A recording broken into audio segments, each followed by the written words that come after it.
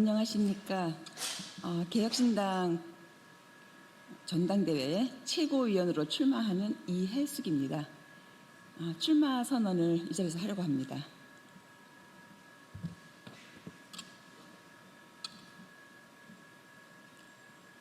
존경하는 국민 여러분, 사랑하는 당원 동지 여러분, 개혁신당 제2차 전당대회에 최고위원으로 출마한 이혜숙입니다. 저는 이번 전당대회에서 개혁신당의 두 번째 도약을 위해 이준석의 책임을 나눠지겠다라는 목표로 출마했습니다. 우리 당의 성장을 위해선 이준석 후보가 과도하게 집중되었던 역할을 지도부가 나눠지고 이준석 후보가 본연의 책무에 집중할 수 있도록 역량을 강화하는 것이 무엇보다 중요합니다. 지난 대선 이후 여당이 된 민주당은 집권하자마자 31조 원의 추경과 소비 쿠폰 등의 포퓰리즘 예산을 집행하며 미래 세대의 부담을 키우고 있습니다.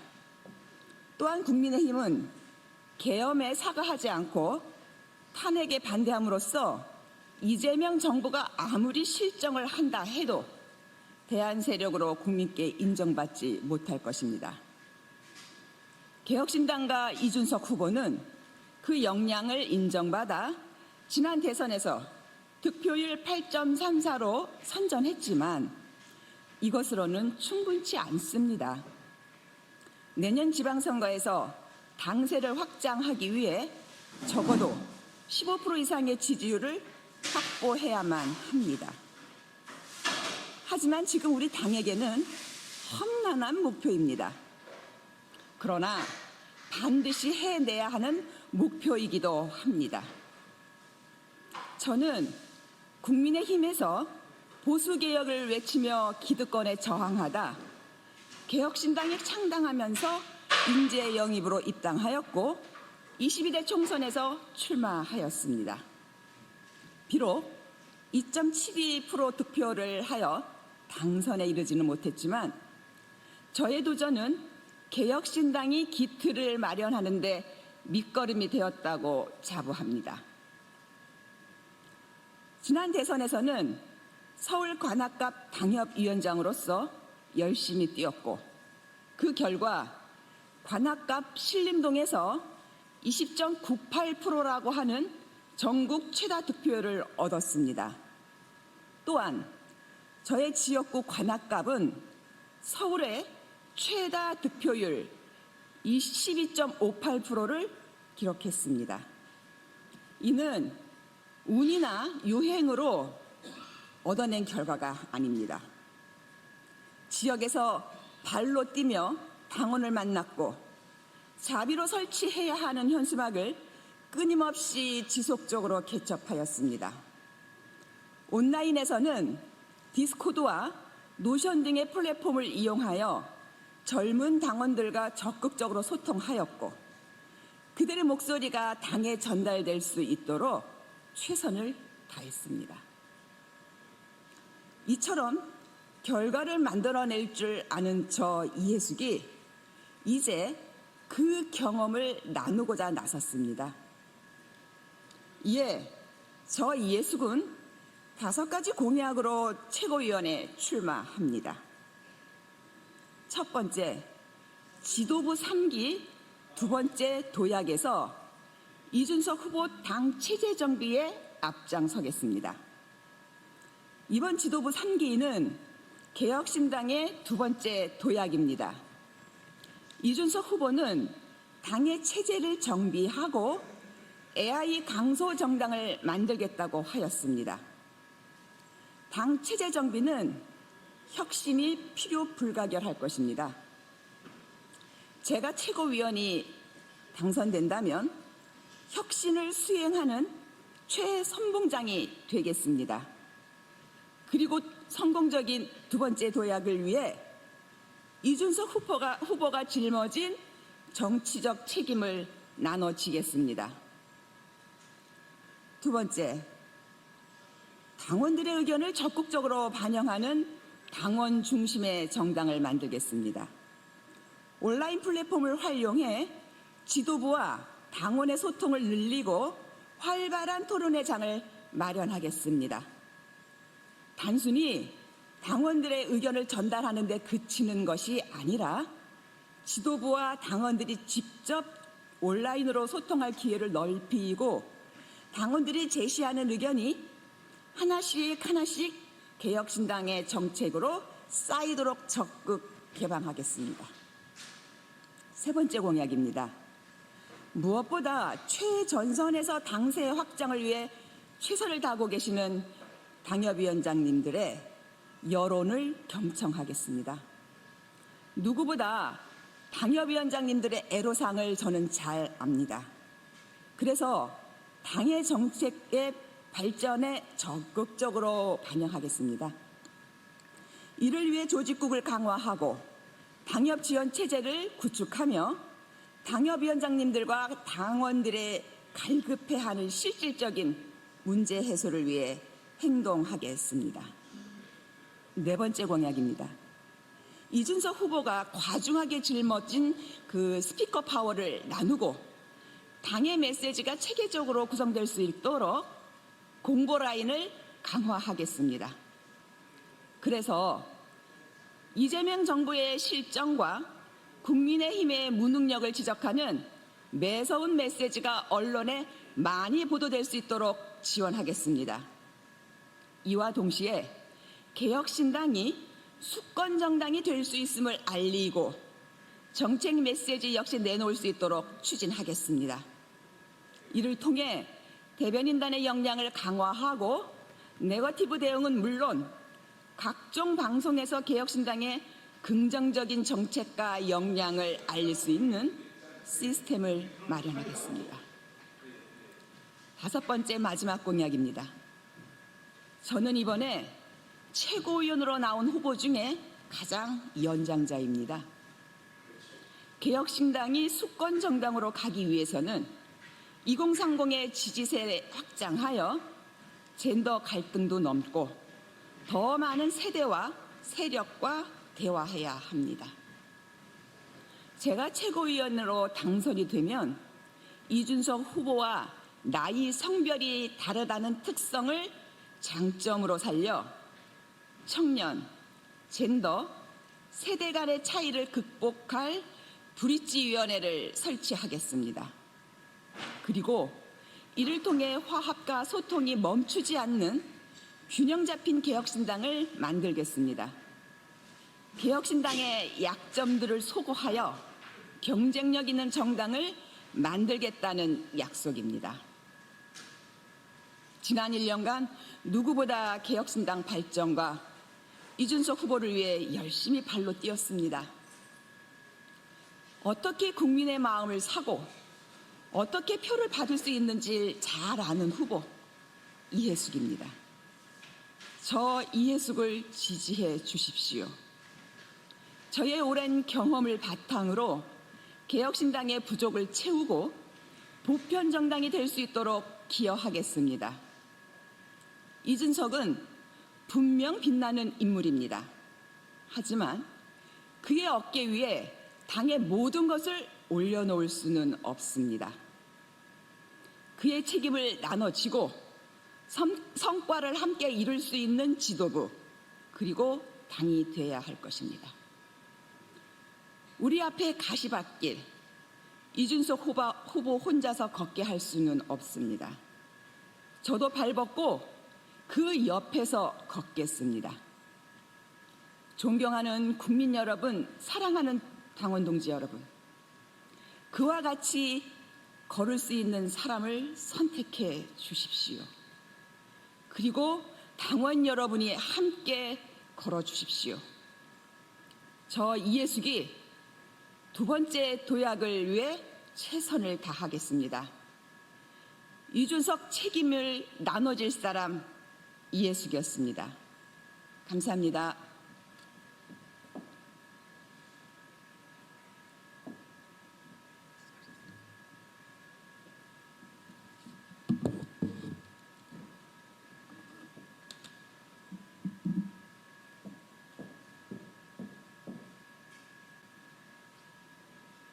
안녕하십니까. 더불어민주당 원내대변인 백승아입니다. 오늘 두 가지 논평을 하겠습니다. 첫 번째 논평입니다. 윤석열 대통령실의 리박스쿨 챙기기 의혹과 뻔뻔한 극우 세력 철저히 수사해 배후를 밝혀야 합니다. 어제 국회에서 공개된 리박스쿨 내부 문건은 충격적이었습니다.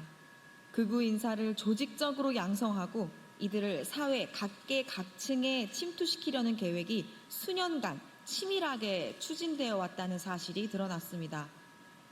더욱 심각한 것은 청문회에서 윤석열 정부 대통령실의 고위 관계자가 리박스쿨 유관기관이 늘봄학교 사업에 선정되도록 교육부에 압력을 행사했다는 증언까지 나왔습니다. 그런데도 리박스쿨 손효숙 대표는 청문회 내내 마녀 사냥이라며 피해자 코스프레에 몰두했습니다.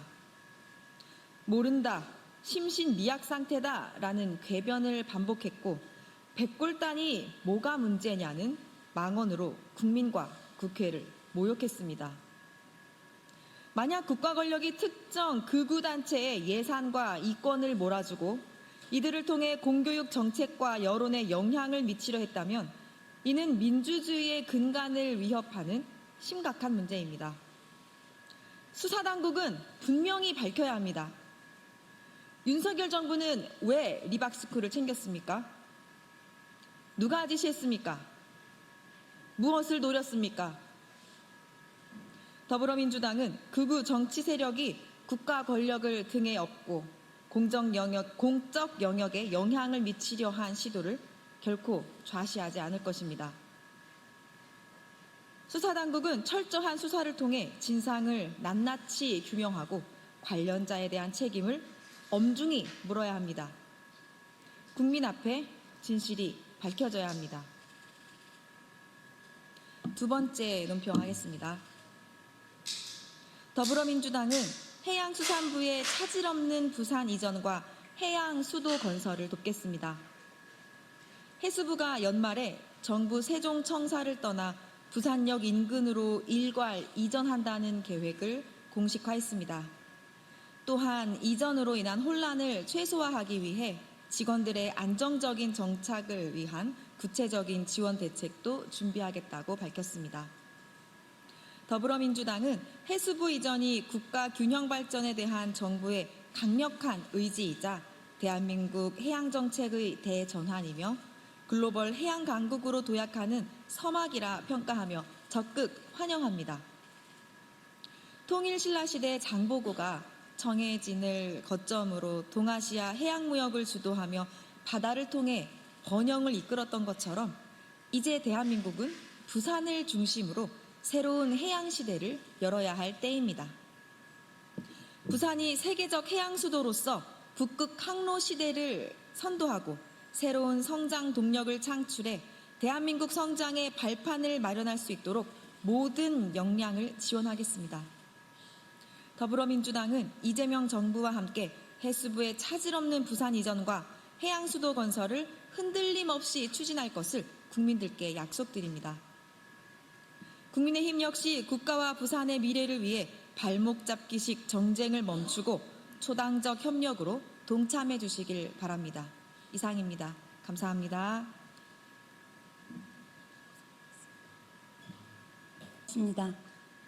낙동강 상류 환경 피해 주민대책위원회 임덕자입니다.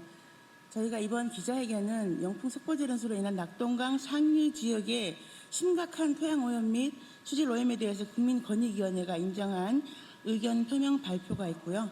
그다음에 미래세대 지역인 청소년 3인을 포함한 낙동강 1300리 지역주민 13인이 환경오염 기업 영풍 석고재련소를 상대로 해서 제기한 첫 번째 손해배상 청구 소송 사실과 향후에 어떻게 대응할 것인가에 대한 발표가 있겠습니다. 그리고 민변이 특별 TF를 구성해서 고질적인 영풍 석고재련소의 환경오염 문제에 대해서 공익적 법률 대응에 함께함을 알리는 자리입니다. 그리고 국민주권 정부는 정의로운 전환을 위한 국가적 대책을 수립해야 한다는 요구사항을 함께 요청을 드립니다. 순서는 저희 국회의원 강직 국회의원님과 임미혁 국회의원님의 인사 말씀에 이어서 대표 변호사께서 집단 소송 취지 발언을 주시겠습니다. 그리고 기자회견 낭독으로 해서 끝내도록 하겠습니다. 먼저 국회의원 강직구 의원님의 인사 말씀 읽겠습니다. 예, 인사드리겠습니다. 더불어민주당 소속 한노희 강덕구 의원입니다. 낙동강 최상류에 위치한 영풍 석포제련소가 지역 주민의 건강을 위협하고 그리고 1,300만 영남 주민의 식수인 낙동강 수질까지 오염시키고 있습니다. 그런데 영풍 석포제련소는 환경 오염을 애써 외면하고 있습니다. 지난 2024년 환경부 국정감사에서 저를 비롯한 여러 여야 국회의원들이 문제를 제기했지만 회사는 문제를 회피하는 데만 급급하고 있습니다. 그러는 동안 주민의 고통은 계속되고 있고 날로 커가고 있습니다. 영풍 석포제련소는 지난 10여 년 동안 120여 건의 환경법령 위반 사항이 적발됐습니다. 그리고 90차례가 넘는 행정처분을 받았음에도 폐수를 무단으로 방출하는 등 주민 무시가 극에 달했습니다. 결국 참다 못한 주민들이 나섰습니다. 영풍 석포제련소로 인한 환경오염의 책임 규명을 촉구하면서 국민권익위에 고충 민원을 제기한 것입니다. 지난 7월 7일 다행히도 국민권익위가 주민의 고통을 공식적으로 인정하고 국가가 이를 해결하기 위한 조치를 하도록 촉구했습니다. 늦었지만 다행입니다. 이제 더는 내버려 두지 않겠습니다. 우리 헌법은 모든 국민은 건강하고 쾌적한 환경에서 생활할 권리를 가지며 국가와 국민은 환경 보존을 위해서 노력해야 한다는 분명한 규정이 있습니다. 헌법이 정한 대로 이제 정부가 움직여야 합니다. 이재명 대통령 역시 후보 시절 영남의 생명줄인 낙동강을 살리겠다고 약속한 바 있습니다. 환경부 내에 이 문제를 해결할 TF를 만들고 해결 방안을 적극 모색하도록 하겠습니다. 국회 한노위에서도 의원들과 함께 끝까지 낙동강 살리기에 함께 하겠습니다. 네, 안녕하십니까. 대구 경북 대표의원 더불어민주당 임미애 의원입니다.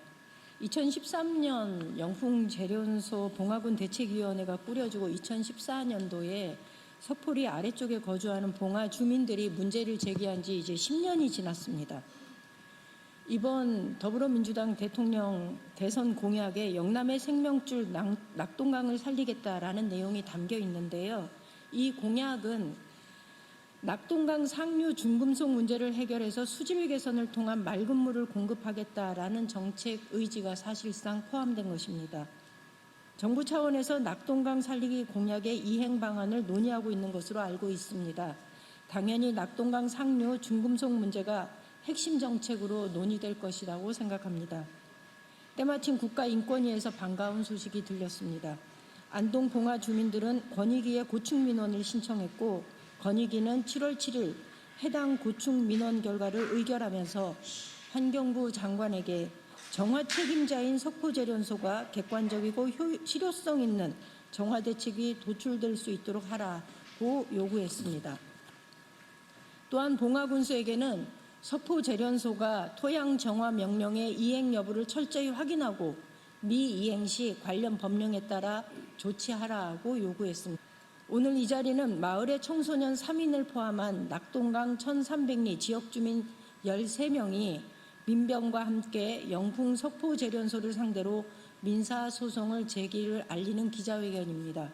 저도 지역에서 10년 동안 이 문제를 지켜보면서 주민들의 고통과 낙동강을 지키려는 주민들의 노력을 잘 알고 있습니다. 민변에서 석포제련소 문제 해결을 위한 특별 TF를 구성했다고 하니 매우 든든하기도 합니다. 낙동강 상류 중금속 문제의 근본적 해결책이 도출될 수 있는 여건이 마련되어 가고 있구나 이런 생각도 합니다. 민사소송을 통해서 낙동강 상류 수질 문제에 대해 국민적 관심을 모으고 정부 차원에서 구조적이고 근본적인 대책 그리고 중장기적인 정책이 수립되기를 기대하고 저 역시 지역 정치인으로서 그 역할을 다하겠다는 말씀 드립니다. 감사합니다.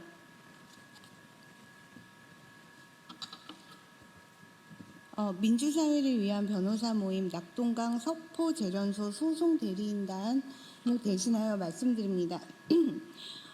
오늘 제기하는 소송의 원고는 낙동강 유역에 거주하는 주민 13명, 여기에는 청소년 3명이 포함이 되어 있고요. 13명으로 석포재련소의 환경오염으로 인해 직접적이고 중대한 피해를 입은 낙동강 상류 인근 주민들이고, 피고는 석포재련소를 운영하는 주식회사 영풍입니다. 지난 10여 년간 석포재련소의 환경법령 위반이 무려 120건 이상이었고, 이에 대한 환경부 등의 행정처분이 90차례 이상이었습니다. 특히 25년 2월 서울행정법원은 석포재련소가 낙동강을 중금속으로 오염시켰다는 사실을 명백히 인정한 바 있습니다. 또 최근인 25년 7월 7일 국민권익위원회는 환경부 장관과 봉화군수에 대하여 석포재련소의 낙동강 환경오염 관련 토양 정밀조사 실시, 토양 정화명령 미이행에 대한 조치 실시 등에 관한 의견을 표명하였습니다.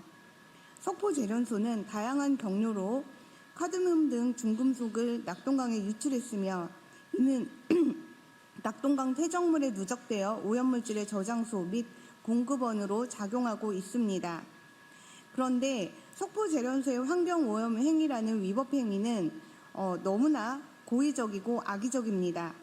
24년 11월 20일 선고된 대구지방법원의 석포재련소에 관한 형사판결에 따르면 석포재련소는 21년 6월 24일경 모 연구원으로부터 석포재련소의 공장 하부 토양을 포함한 1, 2공장 부지 대부분이 오염 토양으로 표기된 오염 분포도와 이에 따른 오염 토량이 상당하다는 결과가 포함된 정밀조사 결과를 통보받았음에도 그 오염 토량 정화를 위한 조치를 취하기는커녕 해당 내용을 인위적으로 제거하고 오염 면적을 축소하고 오염 토량을 축소한 허위 보고서를 작성해 봉화군에 제출하면서 공장 하부 토양 부분을 조사하지 못했다라고 허위 보고를 해서 결국 허위 정밀조사 결과 보고에 근거해 축소된 면적과 토량만을 근거로 토양 정화 조치 명령이 내려지도록 한 바 있습니다.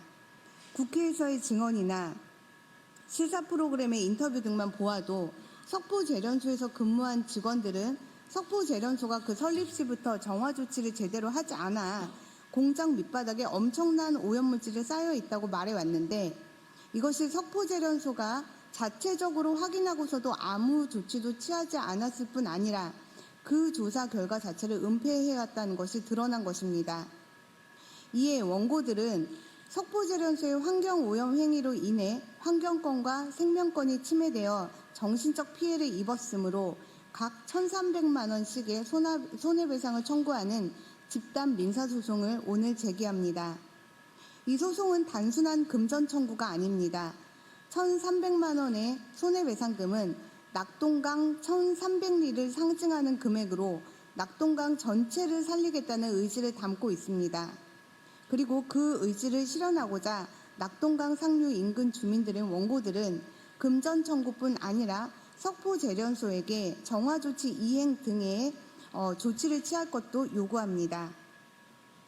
이 소송의 법적 근거는 환경정책기본법, 환경오염 피해구제법 등뿐 아니라 헌법상 기본권입니다. 헌법 제35조 제1항은 건강하고 쾌적한 환경에서 생활할 권리를 규정하고 있으며, 이는 현 세대뿐 아니라 미래 세대의 권리도 포함합니다. 이번 소송은 단순한 손해배상을 넘어 석포재련소의 환경오염 행위를 중단시키고 오염된 낙동강과 토양을 정화하여 미래 세대에게 깨끗한 낙동강 1,300리를 물려주기 위한 낙동강 유역 주민들을 비롯한 우리 국민 모두의 환경권 보장을 위한 청구입니다.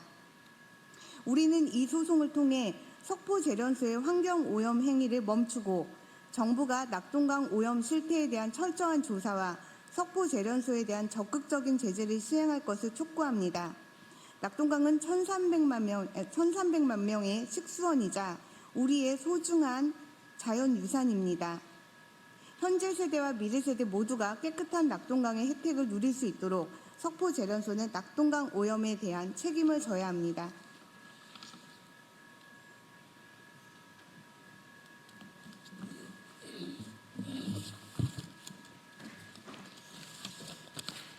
예, 기자회견문 읽도록 하겠습니다.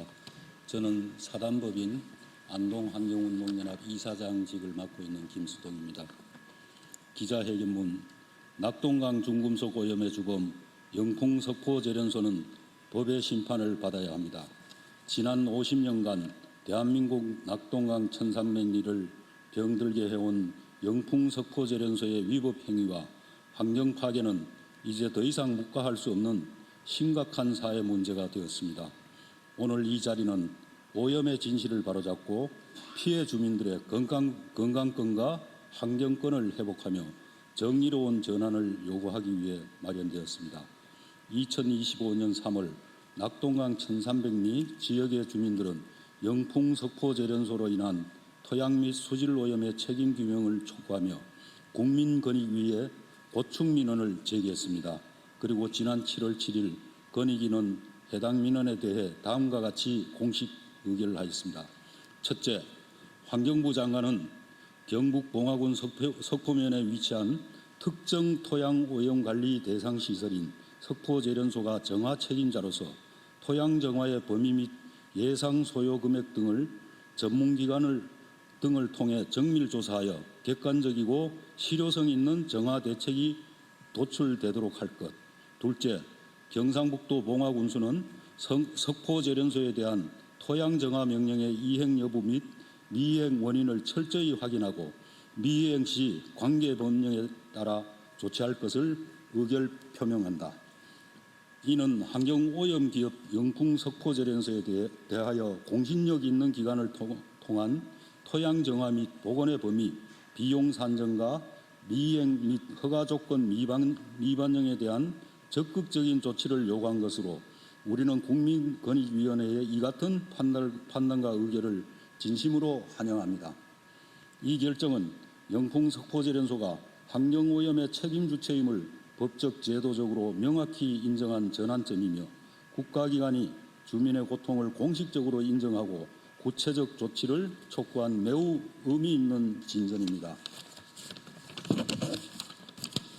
영풍석포제련소는 1970년 준공 이래 50년 넘게 낙동강과 인근 토양을 중금속으로 오염시켜 왔으며 최근 10여 년간 120건 이상의 환경법령 위반으로 90차례 넘는 행정처분을 받았습니다. 2021년에는 공공수역에 카드뮴을 불법 배출한 혐의로 환경부로부터 281억 원의 과징금을 부과받기도 했습니다. 그러나 위법 행위는 지금까지도 반복되고 있습니다. 환경부의 통합 허가 조건을 지속적으로 위반했고 2025년 6월 30일까지 완료해야 할 토양정화 명령 역시 사실상 이행되지 않았으며 제련소 뒤편에 쌓인 제련 잔재물 반출 및 복원도 기한 내 이행이 사실상 불가능합니다. 한편 석포제련소 전 직원의 국회 증언과 형사재판 판결문 기록을 보면 석포제련소 설립 시부터 공장 건물들 밑바닥에 오염물질이 축적되어 왔고 석포제련소가 자체 조사를 통해 이를 분명히 인지했음에도 불구하고 관련한 조치는커녕 그 조사 결과를 고의로 누락한 허위 보고서를 봉화군에 제출했음과 봉화군과 환경부 등 정부 기관들이 공장 건물들 밑바닥의 토양 오염 정도를 정확하게 측정한 뒤 그에 적합한 강력한 행정처분을 부과한 일도 없었음을 확인할 수 있습니다. 석포제련소의 끊임없는 위법 행위와 행정기관의 끊임없는 솜방망이 조치 및 책임의 방기 속에서 낙동강이 병들어갔습니다. 낙동강에서는 카드뮴이 하천수질 기준의 15만 4,728배, 지하수에서는 생활용수 기준의 33만 2,650배를 초과하는 수치가 검출되었습니다. 1, 2 공장 주변 토양에서는 카드뮴이 토양오염 대책 기준 180mg kg당 기준을 초과하는 고농도 오염이 확인되었으며 이 중금속은 수백 년간 잔존할 것입니다. 생태계 역시 심각하게 훼손되었습니다. 의료체내에서는 카드뮴이 식품 기준의 13배에 달하는 수치로 농축되어 먹이 사슬을 통한 인체 유입 위험성도 매우 높습니다. 이에 오늘 민주사회를 위한 변호사 모임 낙동강 석포제련소 TF와 낙동강 상류 환경피해 주민대책위는 공동으로 다음과 같은 입장을 밝힙니다.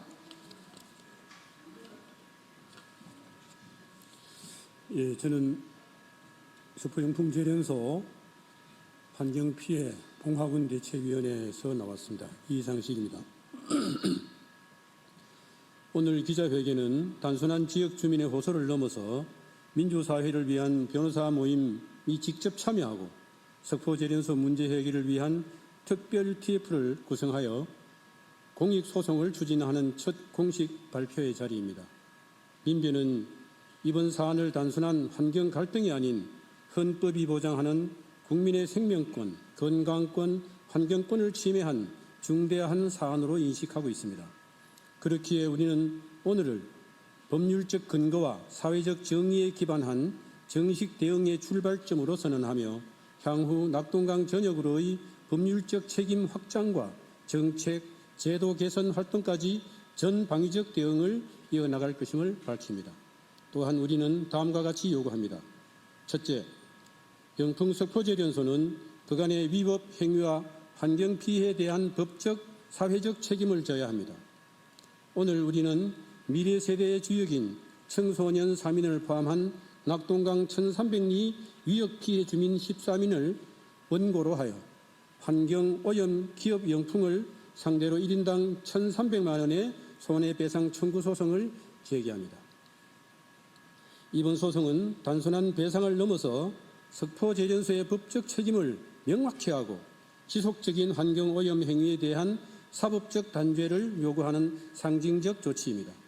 또한 우리는 오늘의 주민소송을 시작으로 향후 낙동강 1300리 유역 전체 주민들을 아우르는 집단소송으로 확대해 나갈 계획임을 이 자리에서 분명히 밝힙니다. 둘째, 석포재련소는 즉각 가동을 중단하고 정화 의무를 이행해야 합니다. 환경 정화 의무가 완전히 이행될 때까지 석포재련소의 조업을 중단할 것을 법원에 요청할 것입니다. 더 이상의 오염 누적을 막기 위한 선조치가 절실한 시점이기 때문입니다. 셋째, 국민주권정부는 정의로운 전환을 위한 국가적 대책을 수립해야 합니다. 국민권익위의 결정에 따라 환경부는 토양 정화 범위 및 복원 비용에 대한 정밀 조사에 즉시 착수하고 석포재련소 폐쇄 이전 복원을 포함한 정부 차원의 TF를 구성해야 합니다. 특히 이재명 대통령께서는 지난 대선에서 낙동강 상류 중금속 문제 해결을 위한 핵심 공약으로 천명하였습니다. 우리는 오늘의 기자회견을 통해 대통령의 약속이 반드시 이행되기를 기대하며 국민주권 정부의 적극적인 행정과 가감하고 신속한 조치를 강력히 요구합니다. 낙동강 수천만 국민의 식수원이자 생명의 젖줄입니다. 이제 이 문제는 지역 오염을 넘어선 국가적 책임과 정의의 문제입니다. 우리는 법과 헌법이 보장하는 건강권, 환경권, 생명권을 되찾기 위해 결코 멈추지 않을 것입니다. 이제 환경오염 기업 영풍은 반드시 답해야 합니다. 왜 아직도 정화하지 않는지, 왜 아직도 낙동강을 오염시키고 있는지, 그리고 왜 주민들이 고통에 끝내 귀를 막고 있는지를 답해야 합니다. 감사합니다. 2025년 7월 11일 낙동강 상류 피해 주민 대책위원회 민주사회를 위한 변호사 모임 낙동강 석포재련소 TF팀. 감사합니다. 네, 감사합니다. 이제 어려운 길, 아무도 가보지 않았던 그 어려운 길을 시작하면서 함께해 주신 국회의원, 우리 더불어민주당 강숙구 국회의원님, 임미의원님 참석해 주시고 함께해 주셔서 감사드립니다. 그리고 법률 민변 환경위원회에서 법률 TF단 구성의 대표로 와주신 우리 이영기 변호사님과 박은선 변호사님 감사드립니다. 그리고 저희는 원고를 포함해서 낙동강 상류 환경피해 주민대책위원회였습니다. 마지막으로 저희 국민권익위원회 민원 고충 신청에 대해서 충실히 조사하고 또 공정하게 의견을 표명해 주신 국민권익위원회 산업농림환경민원과 담당 사무관께도 다시 한번 감사드립니다. 대한민국이 바로 서는 정의를 위해서 저희도 함께 열심히 가겠습니다. 대단히 감사합니다. 고맙습니다. 감사합니다.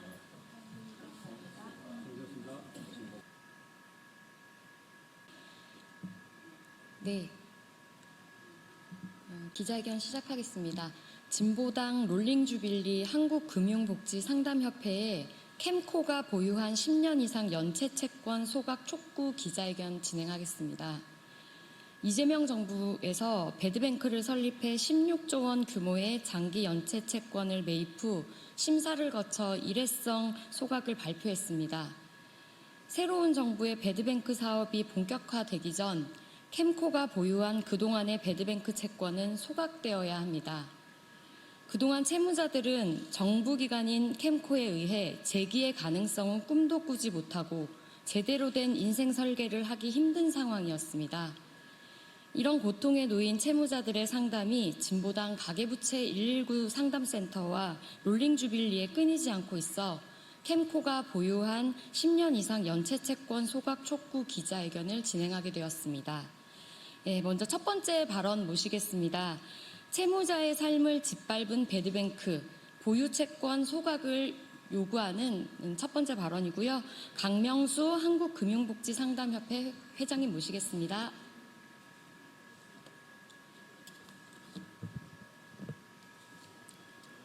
예, 지난 정부의 배드뱅크에서 보유한 채권을 전면 소각해야 한다는 취지의 발언문을 말씀드리겠습니다.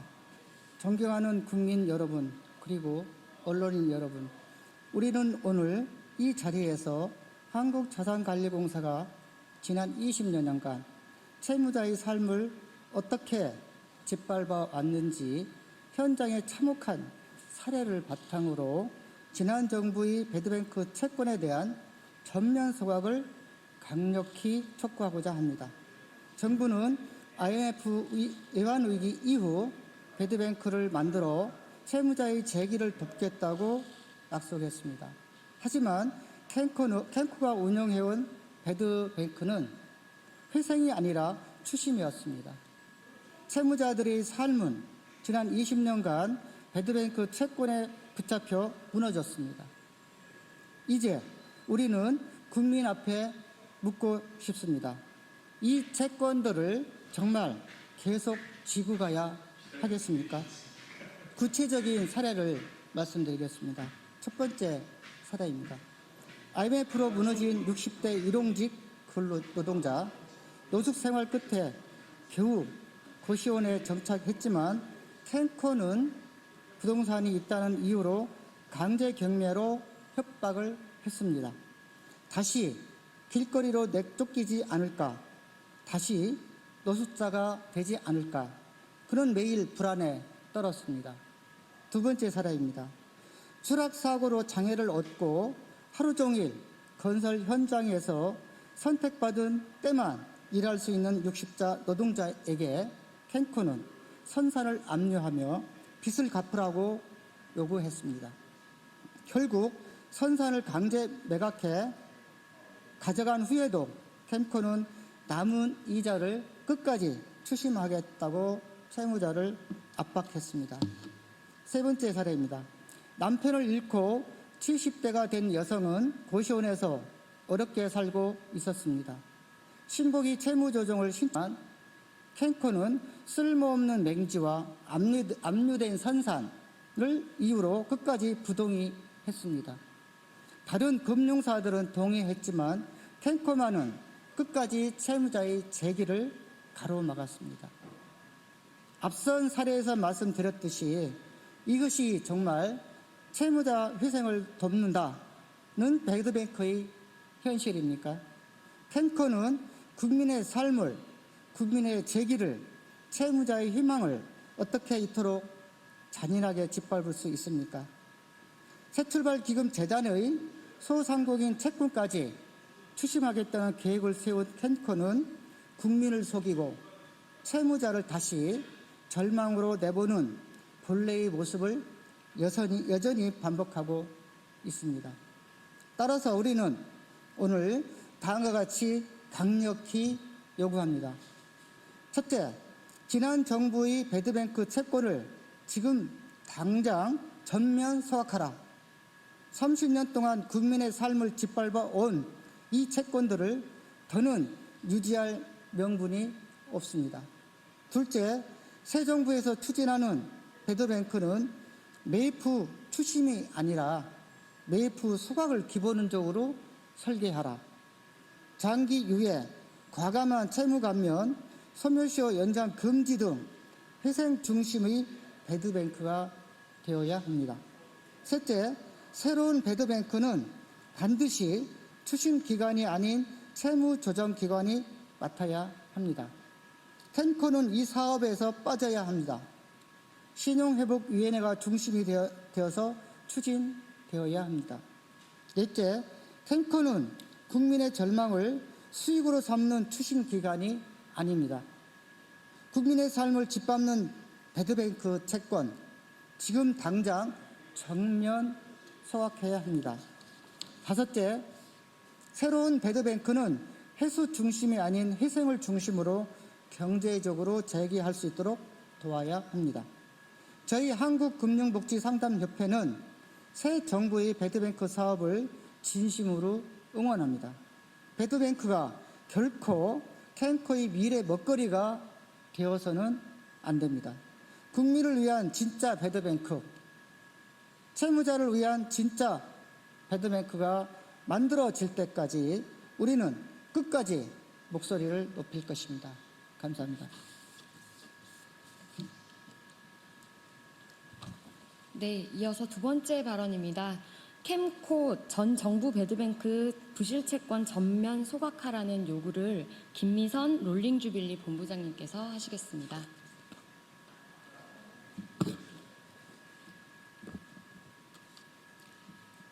안녕하세요. 롤링주빌리 본부장 김미선입니다. 오늘 저희는 한국자산관리공사 일명 캠코의 추심 관행을 강력히 규탄하고 전 정부에서 운영되었던 배드뱅크 프로그램의 부실채권 소각을 즉각 전면적인 시행을 요구하기 위해 이 자리에 섰습니다. 정부는 외환위기 이후 배드뱅크를 만들어 채무자의 회생을 돕겠다고 약속했지만 지난 20여 년간 배드뱅크를 운영했던 캔코가 한 행위는 채무자 회생이 아닌 추심이었습니다.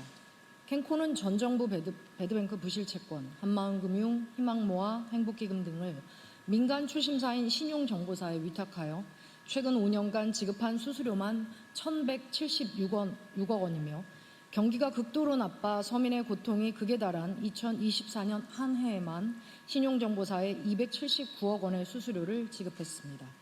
이는 캠코가 연간 1,300억 원 이상을 금융 취약계층으로부터 회수해야 가능한 것입니다. 이 금액은 이재명 대통령이 경기도지사 시절 3년간 공급한 극저대출 예산과도 비슷한 규모입니다. 캔코는 국민의 고통에서 회수한 수익으로 운영 수익금을 충당해 오고 있습니다.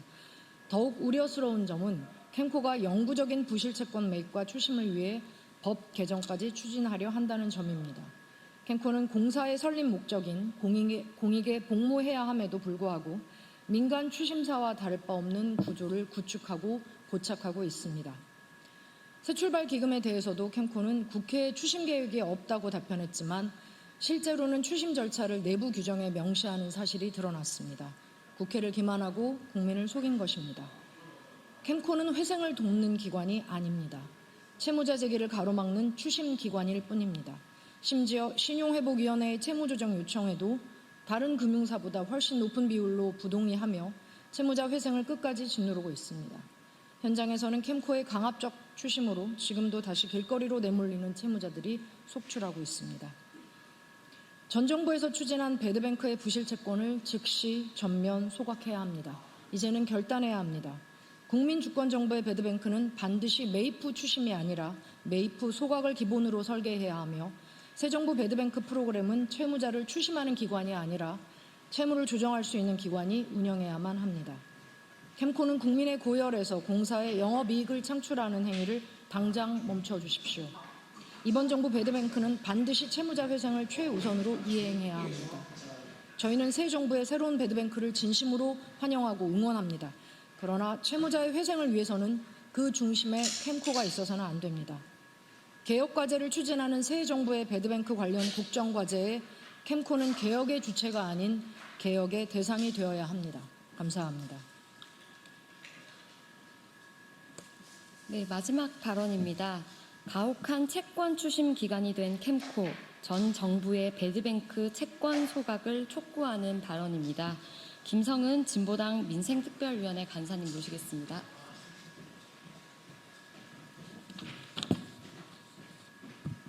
네, 진보당 민생특별위원회 간사 김성은입니다.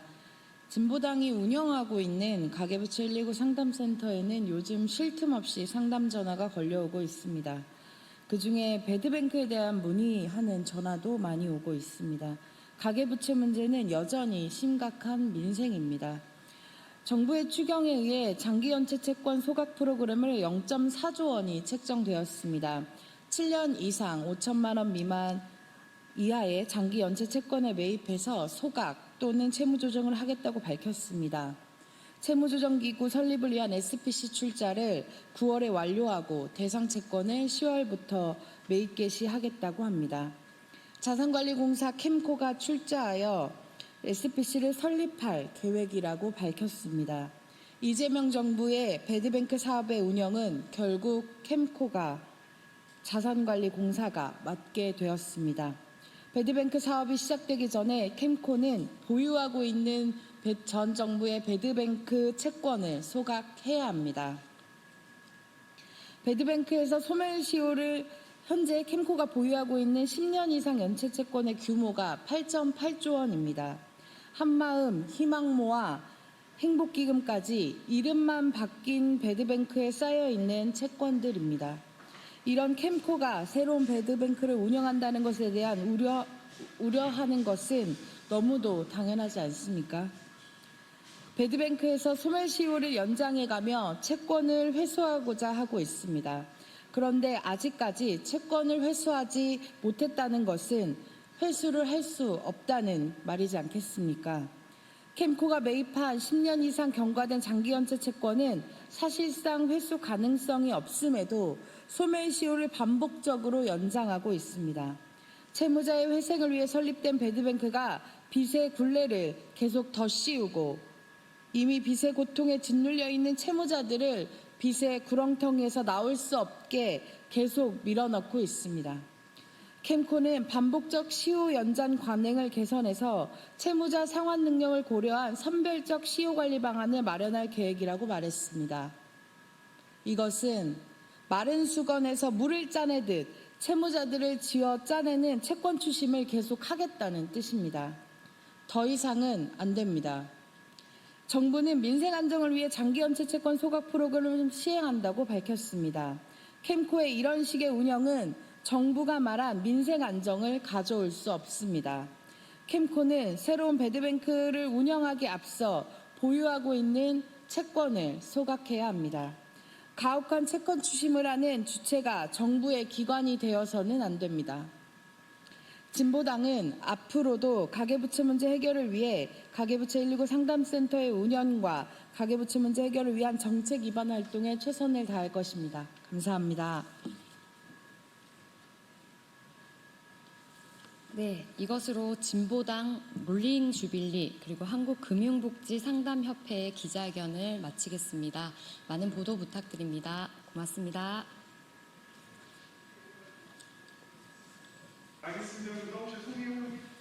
예, 시작하겠습니다. 진보당 수석 대변인 홍성규입니다. 두 가지 말씀드리겠습니다. 첫 번째입니다. 재구속 후에도 재판 지연을 획책하는 법꾸라지 윤석열, 절대로 용납해서는 안 됩니다. 4개월 만에 다시 수감된 내란숙의 윤석열의 첫 번째 행보는 바로 재판 불출석이었습니다. 어제 오전에 예정된 재판부터 거부해버린 것입니다. 당당히 임하겠다던 새빨간 거짓말을 고지곳대로 믿지도 않았지만 내란숙의 뻔뻔함은 여전히 그대로입니다. 불출석뿐 아니라 어떻게든 재판을 지연하려는 술책도 노골적입니다. 특검에서는 7월 말부터 2주간 있는 여름 휴정기에도 재판을 진행할 것을 요청했습니다. 우리 국민들의 관심과 이목이 집중된 이 중차대한 내란 사태에 대하여 지극히 당연한 요청입니다. 게다가 특검의 시한은 최장 150일로 정해져 있는 상황 아닙니까? 그간 여름 휴정기라고 하더라도 긴급한 사정이 있는 경우에 재판은 진행되어 왔습니다. 지금 이보다 더 긴급한 사안이 어디 있습니까? 그러나 내란숙의 윤석열 측은 반대 입장을 냈습니다. 변호인 일정이 다른 재판으로 가득 차 있어서 휴정기의 재판이 불가능하다는 것입니다. 참으로 뻔뻔하기 짝이 없습니다. 다른 재판을 다 제쳐두고라도 대한민국의 시계를 정지시켰던 민주주의를 짓밟았던 이 내란 재판부터 신속하고 엄정하게 진행하라는 것이 우리 시민들의 지엄한 명령입니다. 혹여 재판을 최대한 지연시켜서 다시 두 번째 탈출이라도 꾀해보겠다는 수작이라면 꿈도 꾸지 말아야 합니다. 주기현 재판부는 윤석열 측의 의견을 들어보겠다고 답했다 합니다. 절대로 있을 수 없는 가당치도 않은 일임을 분명하게 못 박아두겠습니다. 두 번째입니다. 역사 왜곡 손가락 군대 리박스쿨의 총지휘부는 윤석열 대통령실이었습니까? 낱낱이 규명해야 합니다. 어제 국회 교육위원회에서 열린 리박스쿨 청문회는 그 내용 하나하나가 모두 다 매우 충격적입니다. 교육부 국장은 늘봄학교 사업 공모에서 최하위 평가를 받은 리박스쿨 관련 단체에 대하여 신문규 당시 대통령실 교육비서관에게 직접 잘 챙겨달라는 외압이 있었음을 털어놨습니다. 대통령실뿐 아니라 교육부 장관의 측근인 이수정 전 교육정책자문관도 리박스쿨 관련 단체와 업무 협약을 체결하라는 지시를 했습니다. 결국 역사를 노골적으로 왜곡하고 극우 세력을 양성해 사회 혼란을 꾀하고 여론을 조작하려고 했던 이 끔찍한 리박스쿨의 배우는 윤석열 대통령실이었다는 말입니까? 리박스쿨 내부 문건의 리빌딩이란 말은 내란과 조금도 다르지 않습니다.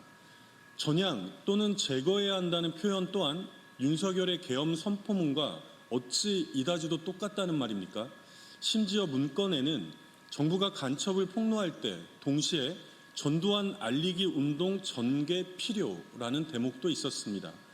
국정원 안에서도 기밀사항에 속할 간첩 폭로 언급은 국정원과의 긴밀한 사전 교감의 가능성까지도 의심하지 않을 수 없습니다. 이주호 부총리 겸 교육부 장관은 책임자로서 죄송하다며 사과했으나 사과 몇 마디로 끝낼 일이 절대로 아닙니다. 참담하고 무도한 내란 세력과의 직접적인 연계 의혹에 대하여 낱낱이 철저하게 수사하고 밝혀내야 합니다. 이상입니다.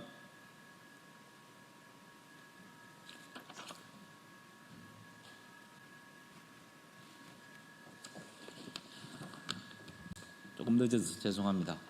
국민의힘 행안위원입니다.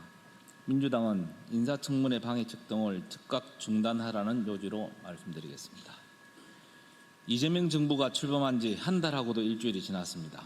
이재명 정부의 성공 여부는 전적으로 인사에 달려 있습니다. 인사는 만사입니다.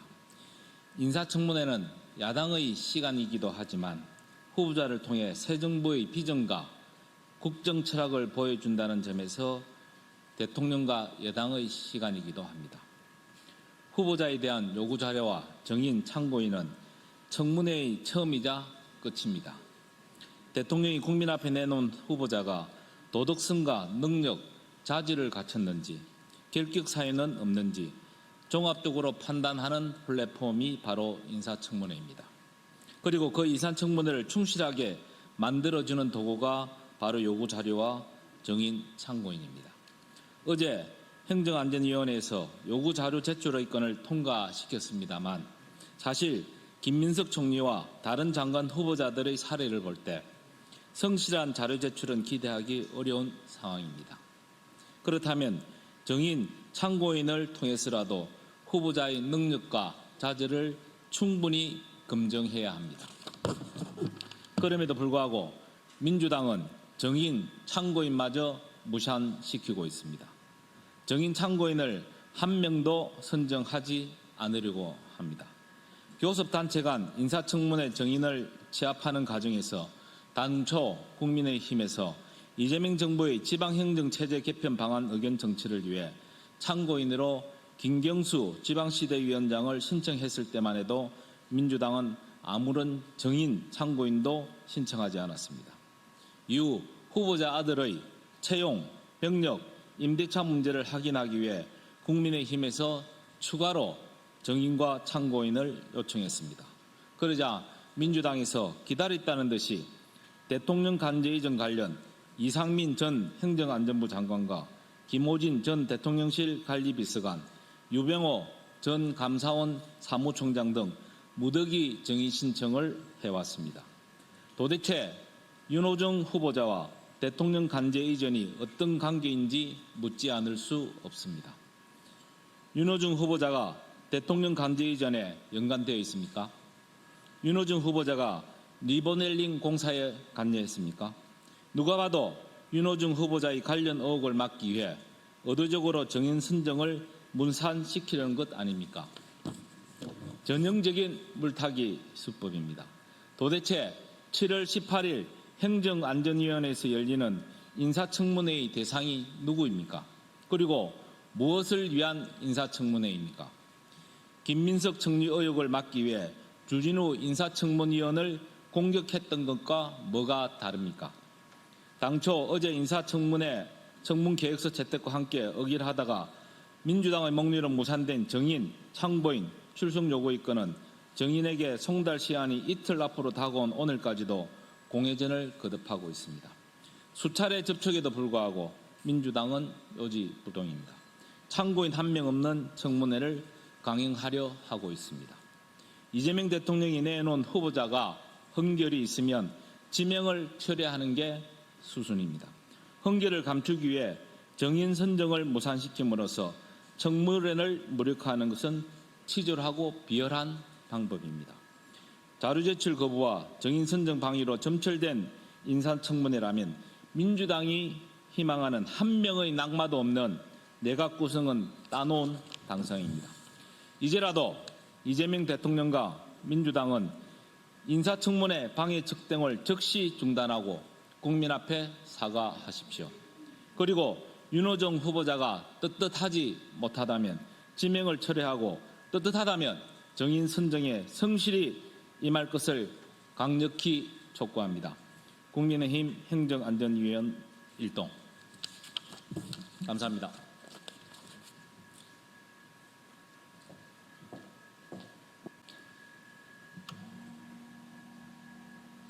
네, 안녕하십니까. 더불어민주당 국민소통위원장 김현입니다. 민주파출소로 대선까지 매일 브리핑을 드렸는데요. 오랜만에 국민소통위원장으로 민주파출소 현황에 대한 브리핑을 하고자 합니다. 7월 10일 24시 기준으로 12,103명의 방문이 있었고요. 3,655건의 제보가 접수되었습니다. 누적 건수로는 총 57만 8,920명이 민주파출소를 방문합니다. 16만 7,739건의 제보가 접수되었음을 보고드립니다. 매체별로는 SNS가 736건 제보되어 가장 많이 됐고요. 유튜브는 545건, 현수막이 470건으로 제보되었습니다. 주요 제보 내용으로는 이재명 대통령과 관련해서 이재명 대통령의 유년 시절 살인 및 강간이라는 허위 조작 발언과 관련된 제보가 다수 접수되었습니다. 해당 발언은 허위임이 명백함에도 반복적으로 확산, 재생산하는 행위입니다. 허위 사실에 의한 명예훼손으로 형사처벌 대상이 될 수 있음을 엄중 경고드립니다. 실제로 21대 대선 과정에서도 허위 사실 유포로 인해 벌금형이 법적 처분이 내려진 바 있습니다. 유튜브 커뮤니티 SNS 등에서 반복적으로 악의적으로 확산하고 있는 게시물에 대해서는 법적 검토를 진행하겠다는 말씀드립니다. 민주파출소 주요 대응 현황입니다. 언론 대응 보고드리겠습니다.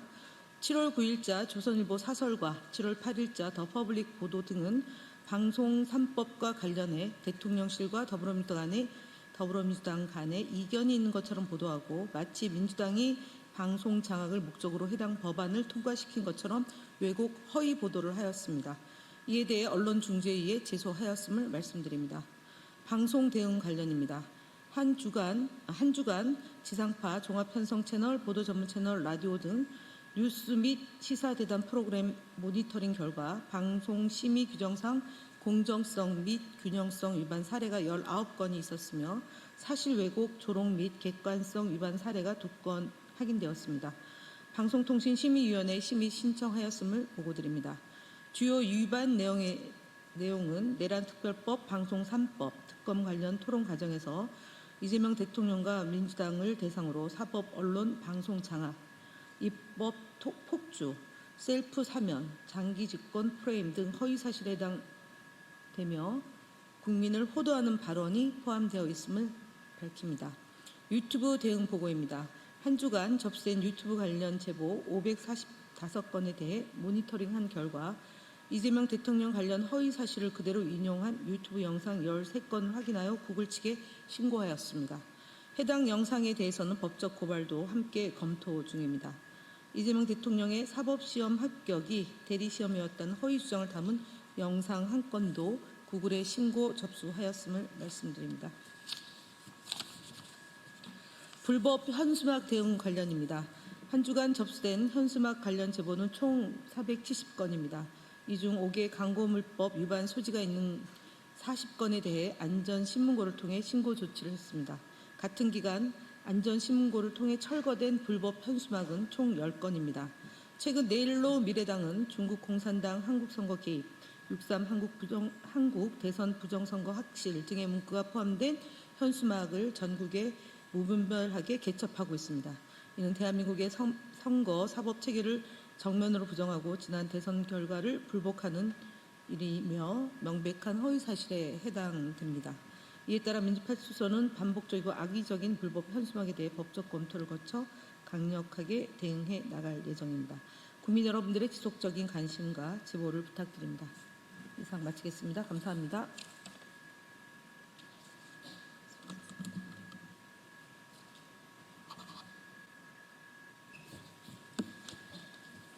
네, 그러면 지금부터 폭염 속 택배 노동자 사망사고 규탄 및 규계의 폭염대책 보완 촉구 기자회견을 시작하도록 하겠습니다.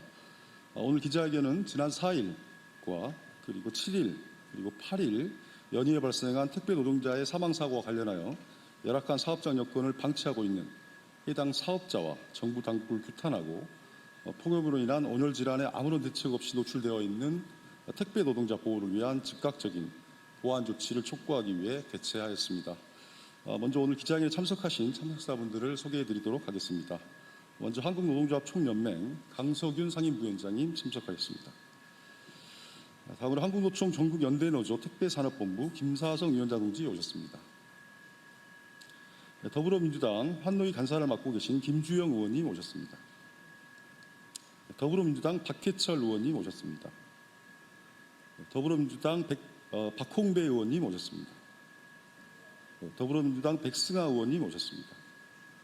네, 사회를 맡은 저는 한국노총 정책 2본부장 유재강입니다. 오늘 기자회견은 한국노총 강석윤 상임부위원장 동지의 모두 발언 이후에 그리고 한국노총 전국연대노조 택배산업본부 김사성 위원장 동지의 현장 발언 그리고 더불어민주당 김주영 의원님의 발언 그리고 박홍배 의원님의 연대 발언을 듣는 순서대로 진행하도록 하겠습니다.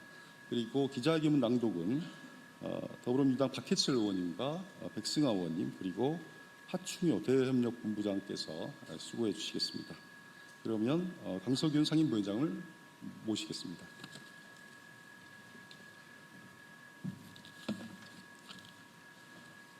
한국노총 상임부위원장 강석윤입니다. 살인적인 폭염이 연일 이어지고 있습니다. 벌써 3명의 택배 노동자가 폭염 속에서 목숨을 잃었습니다. 이 비극적인 소식에 깊은 애도를 표하며 유가족께 진심으로 위로의 말씀을 전합니다. 누구나 알다시피 제2 가장 큰 피해자는 사각지대 노동자, 사회적 약자입니다. 갈수록 확대되는 택배산업의 그늘 아래 수많은 택배 노동자들이 희생되었습니다.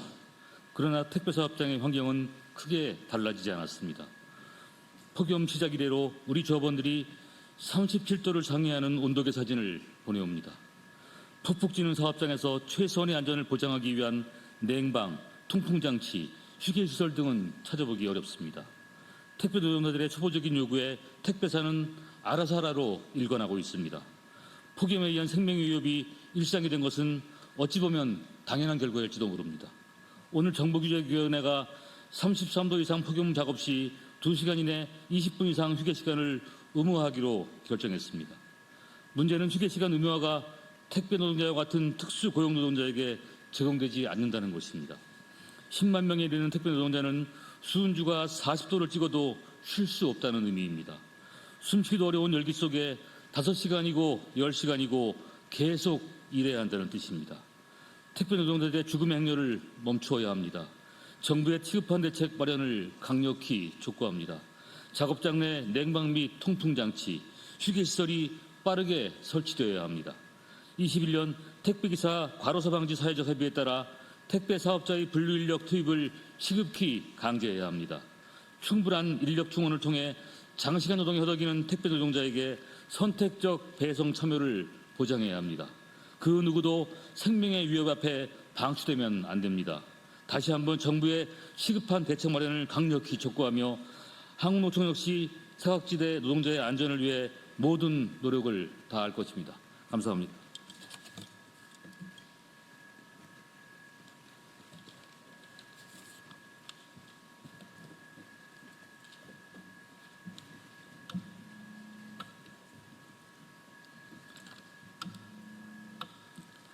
안녕하십니까. 한국노총 택배산업본부 위원장 김사성입니다. 지난 닷새 동안 우리 동료 택배 노동자 3명이 살인적인 폭염 속에 쓰러져 목숨을 잃었습니다. CJ대한통운 소속 인천 대리점 소장 겸 택배기사는 분류작업 후 차량 안에서 서울 역삼동과 연천 지역 동료는 출근 직후와 귀가 후 의식을 잃었습니다. 이들은 단순한 사고로 사망한 것이 아닙니다. 기업의 탐욕과 무대책, 그리고 법의 사각지대가 빚어낸 명백한 인재입니다. 저희 택배 노동자들은 체감온도 40도가 넘는 숨 막히는 분류 현장에서 온열 질환과 과로의 무방비로 노출되어 있습니다. 폭염 속 추가 인력 투입 없는 주 7일 근무는 저희를 죽음으로 내모는 살인적인 현실입니다. CJ대한통운은 실질적인 안전대책은 외면하고 추가 인력 투입 없이 노동자들을 혹사시켰습니다. 이 비극은 택배 사업자만의 책임이 아닙니다. 규제개혁위원회의 폭염 대책은 10만 명에 달하는 택배 노동자들의 제외됩니다. 작년에 산업안전보건법에 폭염 조항이 추가되고 2시간 근무 20분 휴식 등의 논의가 있지만 특수고용 노동자인 택배 노동자들에게는 이 법이 적용되지 않아 아무 소용이 없습니다. 잠시 서 있기만 해도 어지러운 폭염 속에서 하루 2에서 3만 보를 걷는 택배 노동자들을 위한 긴급한 대책과 법제도 정비가 시급합니다. 쿠팡과 컬리는 폭염에서 택배 노동자들의 쉴 권리를 보장하기 위해 주 7일 배송 사업을 하면서도 택배 사업자 자체적으로 제도를 마련하였습니다. 충분한 인력 충원 백업 시스템, 분류 전담 인력, 직고용으로 노동자들의 휴식권을 보장하고 현장의 부담을 줄이고 있습니다. 기업의 의지와 사회적 책임감이 있다면 노동자의 생명을 희생시키지 않고도 지속 가능한 배송 시스템이 가능하다는 것이 명백히 증명되었습니다. 인명사고가 난 CJ대한통운을 비롯 택배 사업자에게 강력히 촉구합니다. 21년 택배기사 사회적 합의에 따른 택배 노동자의 분류 업무에서 완전 배제하라. 주 7일 배송, 시행 택배 사업자는 추가 인력을 즉시 투입하라. 폭염에 따른 온열 질환 예방을 위한 작업장 내 휴게실 및 냉방시설을 설치하라. 폭염 대비 물품을 작업장 내 비치하고 예방 물품을 지급하라. 또한 한국노총 택배산업본부는 폭염으로 인한 인명사고 예방을 위해 정부에 강력히 요구합니다. 정부와 국회는 택배 노동자의 생명과 안전을 보호하기 위한 법적, 제도적 장치를 즉각 마련하고 책임 있는 기업에 대한 중대재해처벌법을 통해 기업의 책임을 엄중히 물으십시오. 저희 한국노총은 더 이상 단 한 명의 소중한 생명도 잃지 않기 위해 모든 역량을 집중할 것입니다. 노동자의 생명과 안전이 보장될 때까지 강력한 투쟁을 이어나갈 것을 엄중히 선언합니다. 정부와 택배 사업자들에게 이번 사태의 심각성을 인지하고 책임 있는 자세로 택배 노동자들의 생명과 안전을 지키기 위한 특단의 대책을 조속히 강구해 줄 것을 강력히 촉구합니다. 감사합니다.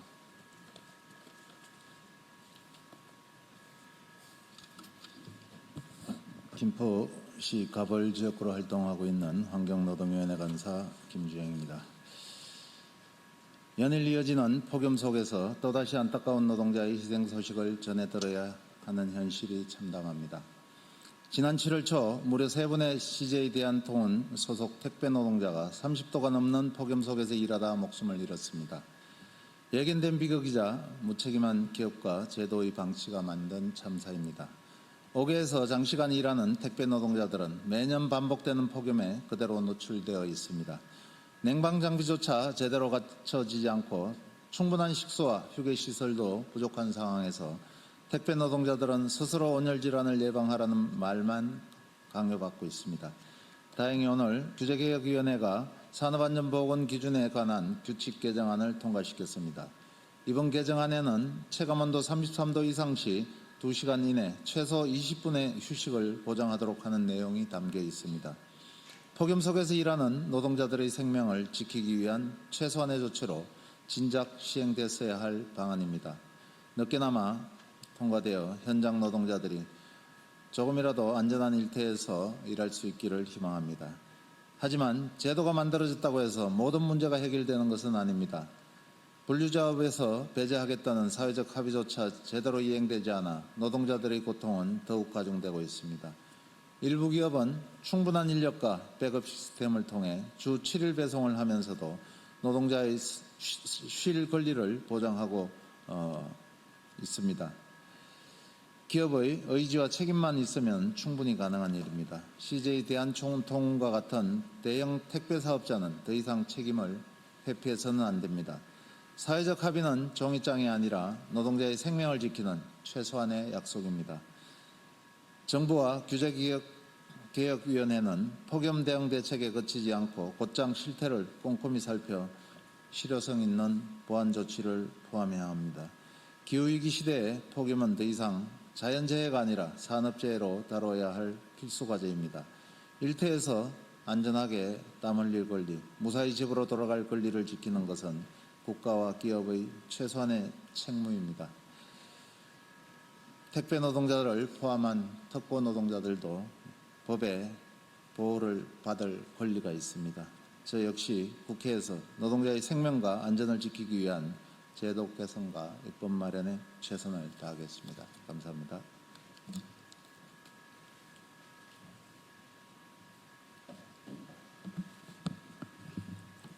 네, 국회 환경노동위원회 소속 더불어민주당 국회의원 박홍배입니다. 먼저 폭염 속에서 일하다 돌아가신 택배 노동자들의 명복을 빕니다. 또한 유가족들께도 깊은 위로의 말씀을 드립니다. 오늘도 낮 기온이 36도를 넘어섰습니다. 그러나 택배 노동자들이 견디는 현장의 온도는 그보다 훨씬 높습니다. 무더운 차량 안, 바람 한 점 없는 택배 터미널에서 폭염은 지금 이 시간에도 노동자들의 생명을 위협하고 있습니다. 7월 들어서만 3분의 택배 노동자가 폭염 속에서 일하다 세상을 떠나셨습니다. 냉방도, 식수도, 휴게시설도 부족한 현장에서 물 한 모금조차 제대로 마시지 못하고 일하다 쓰러졌습니다. 택배 노동자들은 폭염 대책의 사각지대에 놓여 있습니다. 산업안전보건법에 사업주의 의무가 추가되었지만 택배 노동자는 보호 대상이 아닙니다. 일은 시켰지만 책임지는 사람은 없었습니다. 법의 사각지대가 아니라 법이 만든 사망지대입니다. 사업자들은 주 7일 배송을 확대하면서도 인력을 늘리지 않았습니다. 냉방장치 없는 차량, 끝이 없는 물량 압박, 음료도 없는 터미널, 이런 조건을 방치한 채 오히려 노동자들에게 자가관리를 요구하고 있습니다. 결국 현장만 더 뜨거워지고 더 위험해졌습니다. 특수고용이라는 이름으로 모든 책임을 외면할 수 없습니다. 택배 노동자의 폭염 사망은 관리 부실 사고가 아니라 위험을 떠넘기고 책임을 피하는 구조가 만든 참사입니다. 이제는 바꿔야 합니다. 택배기사 과로사 방지 사회적 합의는 지켜야 할 최소한의 약속이며 폭염 대책은 모든 일하는 사람에게 적용돼야 합니다. 사업자에게도 자율이 아닌 법적 의무로 책임을 물어야 합니다. CJ 대한통운 그리고 각 택배 사업주들에게 경고합니다. 더 이상 택배 노동자들의 죽음을 외면하지 말라. 택배 노동자들의 생명을 존중하라. 국회 환경노동위원으로서 일터에서의 죽음을 멈추고 노동자가 출근했다 안전하게 귀가하는 사회를 만들기 위해 최선을 다하겠습니다. 감사합니다.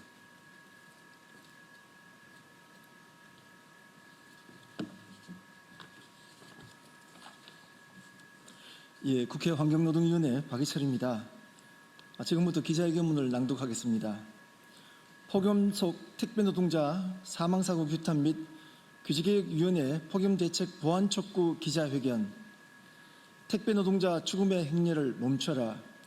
연일 35도를 넘나듬는 유례없는 7월 초 폭염 속에 온열질 환자가 급증하고 있는 가운데 지난 열흘 동안 3명의 택배 노동자가 노동 현장에서 사망하였다. 지난 7월 4일 CJ 대한통운 인천 지역의 택배 대리점 장겸 택배기사가 오전 분류 작업 후 본인의 차량에서 휴식을 취하던 중 사망하였고 7월 7일 CJ 대한통운 서울 지역의 택배기사가 오전 분류 작업 후 휴식을 취하던 중 사망하였다. 또한 7월 8일 CJ 대한통운 연천 지역의 택배기사가 배송 후 귀가하여 휴식을 취하던 중 의식을 잃고 사망하였다. 정부는 체감온도 31도 이상의 사업장에서는 사업주가 온열 예방 조치를 해야 한다며 시원하고 깨끗한 물 제공, 냉방, 통풍 장치 및 그늘막 설치, 휴게시설 설치 및 폭염 작업 시 적절한 휴식, 개인 보냉 장구 지급, 온열 질환자 의심 시 응급 조치 등 5대 기본수칙 준수를 요구했다. 그러나 택배사는 그 어떤 조치도 취하지 않은 채 택배 노동자 스스로 예방하라는 말만 되풀이하였다. 연이어 발생한 우리 동료들의 죽음은 결국 택배사의 무책임에서 비롯된 것이다. 오늘 정부규제개혁위원회는 산업안전보건 기준에 관한 규칙에 체감온도 33도 이상 시 2시간 이내 20분 이상 휴식 보장 조항을 재심사했다. 이미 폭염에 노출된 수많은 노동자들에게는 반가운 소식이 아닐 수 없다. 그러나 불행히도 규제개혁위원회의 폭염 대책에 10만 명에 달하는 택배 노동자는 제외된다. 특수고용 노동자는 휴식 의무화 조항 적용 대상에 해당되지 않기 때문이다. 문제는 택배를 비롯한 특수고용 노동자의 작업 환경이 더욱 열악하다는 점, 따라서 폭염으로 인한 위험이 이들에게는 더욱 집중화된다는 점이다.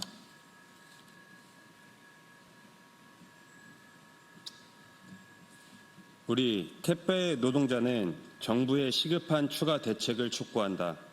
우선 택배 서브터미널 내 적정한 온도, 습도 조절 장치의 설치가 시급하다. 여전히 선풍기 한 대로 버티는 서브터미널들이 많다. 택배 노동자 사망 사고는 대부분 서브터미널 환경과 연관되어 있다. 이와 함께 택배사가 시급히 분류 인력을 투입할 수 있도록 강제해야 한다. 택배사가 집배점에게 수수료를 지급하는 방식이 아닌 분류 인력을 직접적으로 투입하는 것이 필요하다. 또한 주 7일 배송의 경우 백업 기사 등 충분한 인력 충원을 통해 택배 노동자들의 선택적 주 7일 배송 참여를 보장하여야 한다. 10일 이재명 대통령은 대통령실 수석 보좌관 회의에서 기록적인 폭염에서 국민 건강과 재산을 지키기 위해 각 부처가 가용한 행정력을 총동원할 것을 주문했다고 한다. 정부의 보호망에서조차 소외되는 노동자가 있어서는 안 된다. 기록적인 폭염 앞에 10만 노동자가 더 이상 죽음에 내몰리지 않고 안전하게 일할 수 있도록 택배 현장에 대한 점검과 신속한 대책 마련을 촉구한다. 2025년 7월 11일.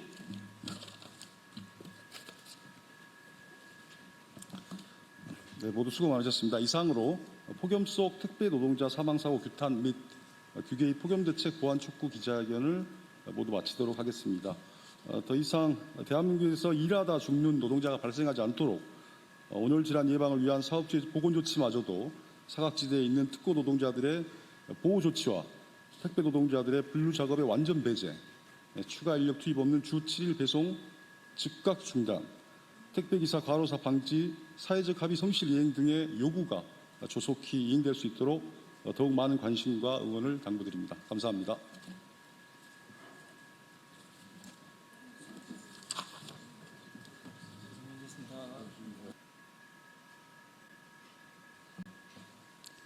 네, 진보당 브리핑 시작하겠습니다. 부대변인 이미선입니다. 택배 노동자 연이은 사망, 폭염보다 더 악랄한 택배 배송 시스템이 문제입니다. 최근 40도에 육박하는 폭염 속에서 닷새 만에 3명의 택배 노동자가 잇따라 사망하는 비극이 또다시 발생했습니다. 과로사 문제로 수년 전부터 사회적 쟁점이 됐던 택배 현장이 아직도 이 지경이라니 도저히 묵과할 수 없는 심각한 문제입니다. 이번 사망사고는 폭염이라는 기후재난 문제를 넘어서 노동자를 극한의 환경으로 내모는 택배 배송 시스템에서 비롯된 것입니다. 폭염이 가장 심한 낮 시간에도 배송 시간을 맞추기 위해 장시간 고강도 야외 노동을 강요하는 시스템은 명백히 택배 노동자의 생명을 위협하는 죽음의 시스템입니다. 배송 지연에 따른 불이익과 과도한 업무 부담이 노동자들을 땡볕 아래 내몰고 있는 현실을 강력히 규탄합니다. 더욱이 작업장과 차량, 터미널에는 기본적인 냉방시설조차 제대로 갖춰져 있지 않으며 휴식 공간과 폭염 대비 물품조차 턱없이 부족한 실정입니다. 산업안전보건법이 있음에도 특수고용직인 택배 노동자들은 법적 보호 사각지대에 놓여 있습니다. 정부와 택배 사업자는 즉각 작업 중지권 보장, 휴게실 설치, 냉방기기 제공 등 실질적인 대책을 마련하고 노동자 안전을 위한 법 제도 개선에 전면 나서야 합니다. 택배 노동자를 비롯해 노동자들이 더 이상 희생되어서는 안 됩니다. 사회와 제도가 책임져야 할 문제임을 다시 한번 분명히 강조합니다. 다행히 오늘 정부규제개혁위원회가 33도 이상 폭염 시 2시간 근무마다 20분 이상 휴게 시간 의무화 방안을 승인했습니다. 노동자가 죽지 않고 일할 수 있게 해달라는 절박한 요구가 3차례 심사 청구 끝에 겨우 반영된 것은 다행이나 씁쓸함을 감출 수는 없습니다. 아직 갈 길이 멀고 조치도 부족합니다. 정부와 기업은 더 이상 책임을 회피하지 말고 노동자의 생명과 안전을 위한 즉각적이고 근본적인 조치를 신속히 이행해야 합니다. 두 번째 브리핑 드리겠습니다. 외국인 가사관리사 시범사업 예견된 실패였습니다. 정부는 즉각 공식 중단하고 돌봄 노동 정상화에 나서야 합니다. 외국인 가사관리사 시범사업이 참여 저조와 중도 이탈, 지자체 사업 포기 등으로 사실상 표류하고 있습니다.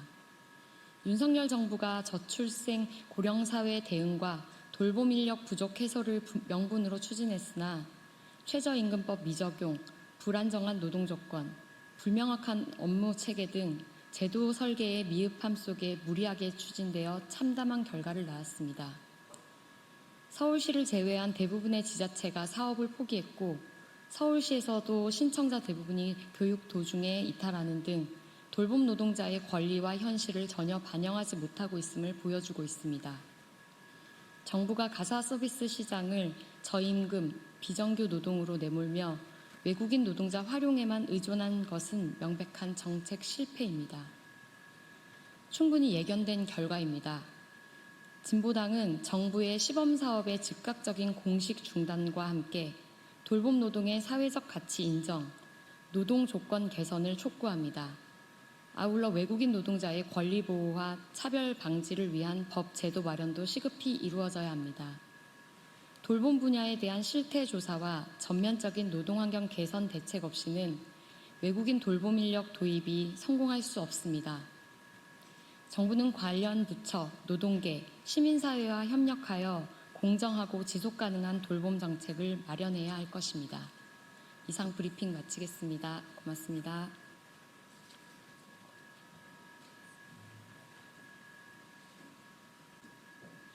이번은 강선우 여성가족부 장관 후보자와 관련하여 기자회견을 하겠습니다. 강선우 갑질 방지법을 발의하겠습니다. 강선우 여성가족부 장관 후보자가 자신의 의원실 보좌 직원에게 자택의 변기 수리를 지시하고 생활 쓰레기 분리 배출을 요구하는 등 이른바 갑질 행위를 했다는 언론 보도가 나와 충격을 주고 있습니다.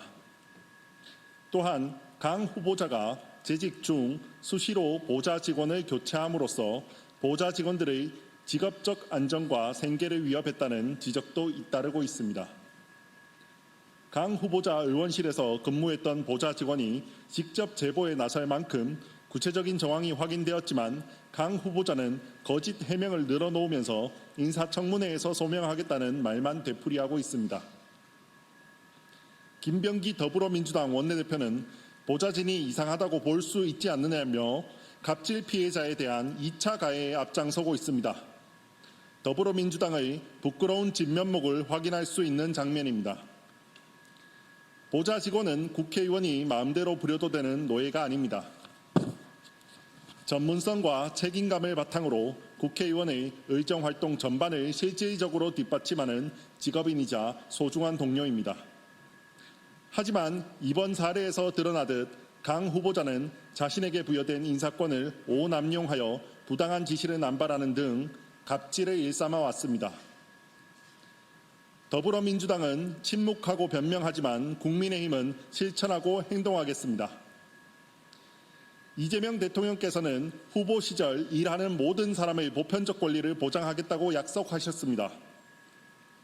민주당과 김용훈 고용노동부 장관 후보자께서도 노동이 존중받는 나라, 노동이 존중받는 사회를 만들겠다고 천명하셨습니다.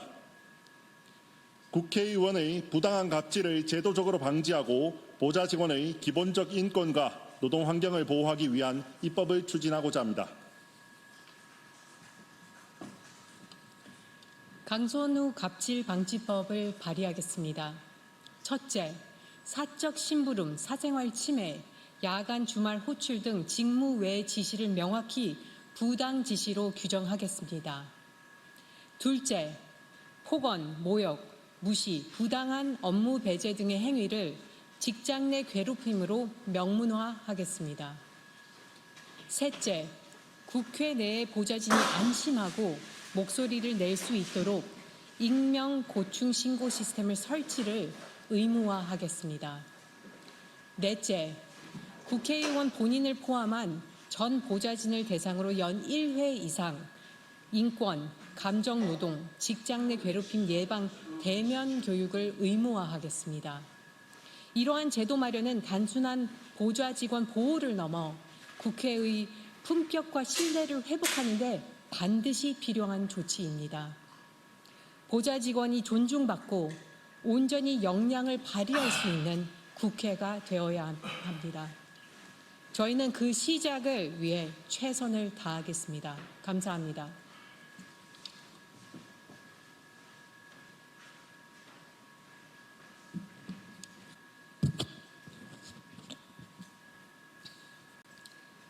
국민의힘 원내대변인 최수진 의원입니다.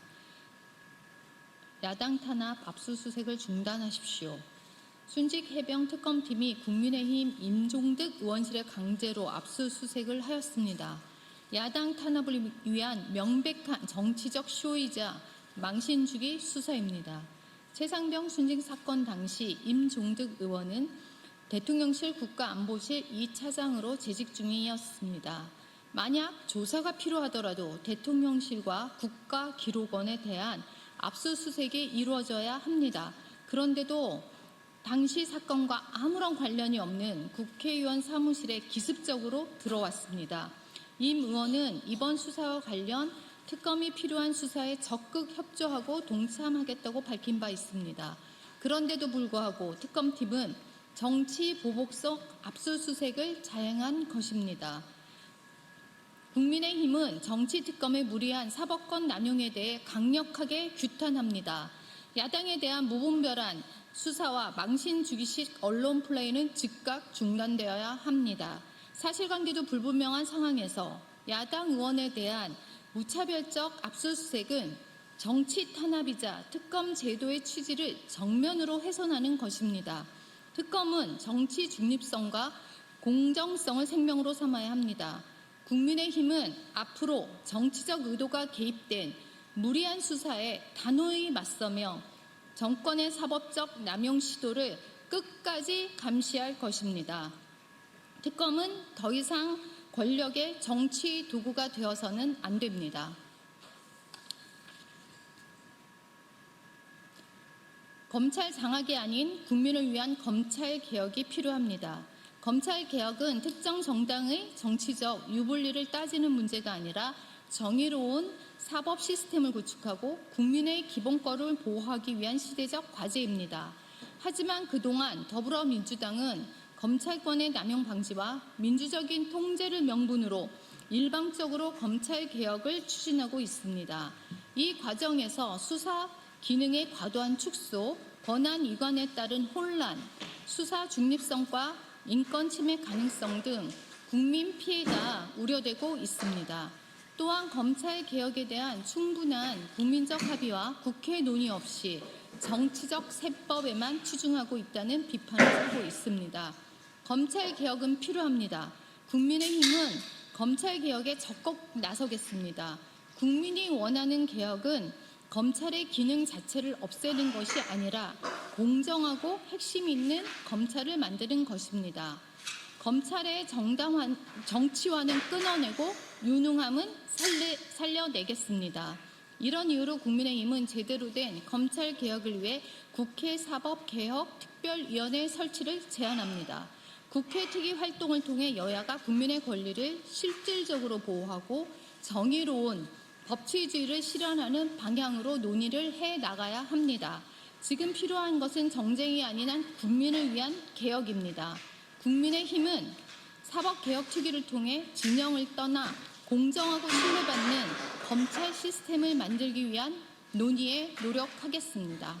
이상입니다. 감사합니다.